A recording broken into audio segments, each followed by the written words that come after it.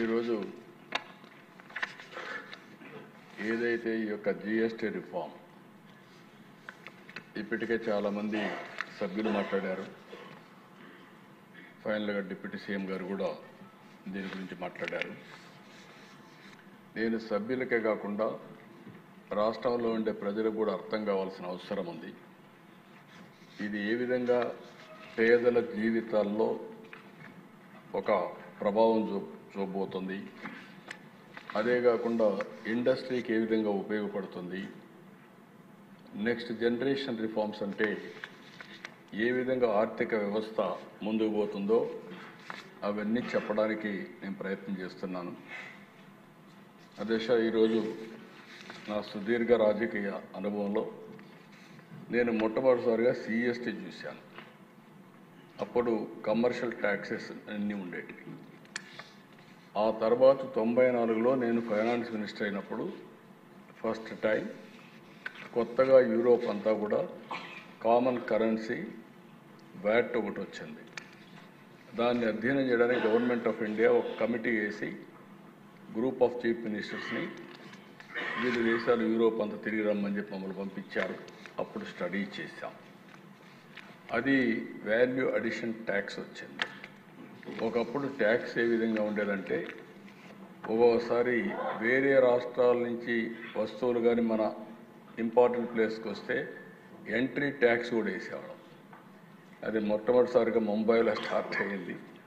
అది స్టార్ట్ అయితే దాన్ని మేము స్టడీ చేసి మనం కూడా దాన్ని ఉపయోగించుకొని అడిషనల్గా వేసే పరిస్థితికి వచ్చాం.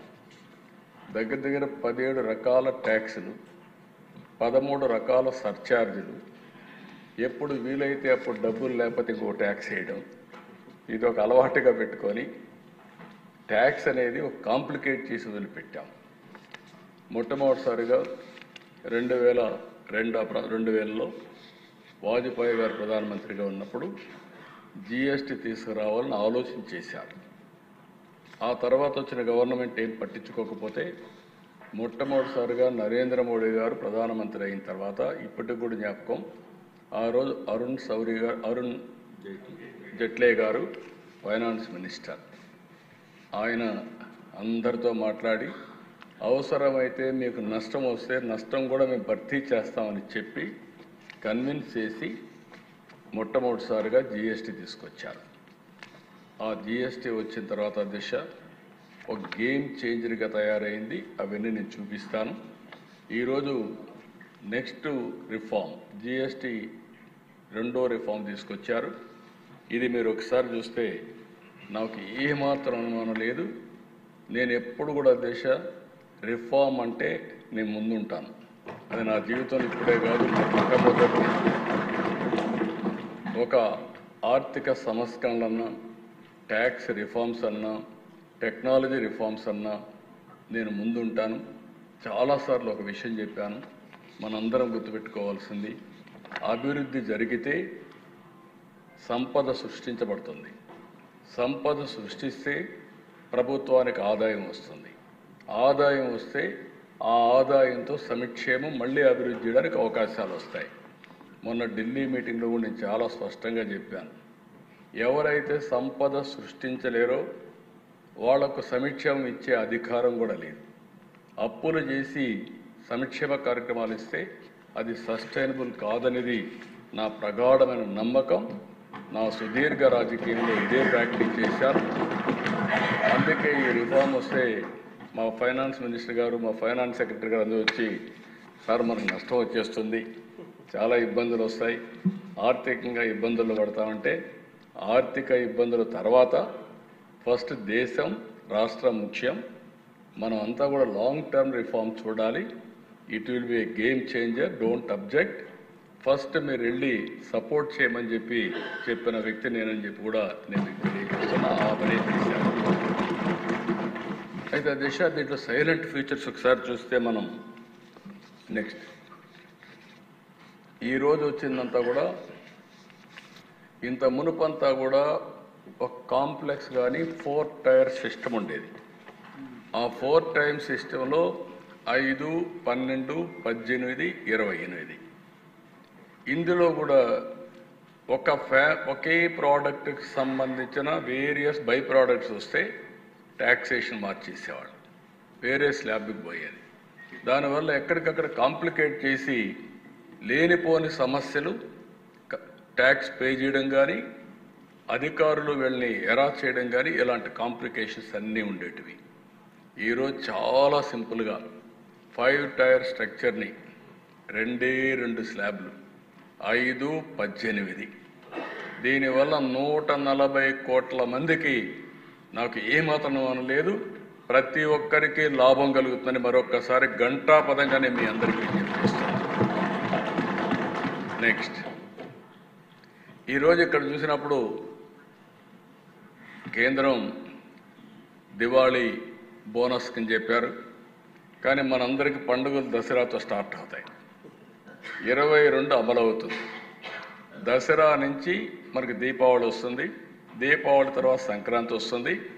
ఈసారి అన్ని పండుగలు ఘనంగా జరుపుకునే అవకాశం వస్తుంది. నిజమైన స్ఫూర్తితో పండుగలు చేసుకోవడానికి పేదవాడికి అవకాశం వస్తుంది. దిశ నేను ఎప్పుడు చెప్పేవాడిని, సంక్రాంతికి ఒకసారి కానుక కూడా ఇచ్చాం, పేదవాళ్ళు పండుగ చేసుకోలేరని.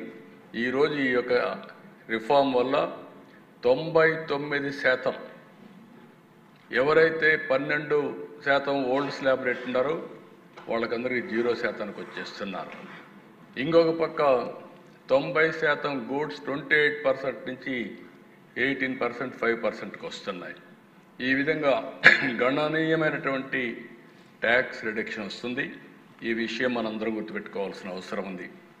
నెక్స్ట్, ఈరోజు ఇక్కడ దశ ఓసారి మనందరం చూస్తే కొంతమంది బోల్డ్ రిఫార్మ్స్ చేయగలుగుతారు. బోల్డ్ రిఫార్మ్స్ చేసిన వ్యక్తి నరేంద్ర మోడీ గారు. ఆయన ముఖ్యమంత్రిగా ఉన్నప్పుడు నేను చూశాను, ఆయన ప్రధానమంత్రిగా ఉన్నప్పుడు చూశాను. 2 సార్లు కూడా ఏదొచ్చినా కూడా అనునిత్యం ఆలోచిస్తారు.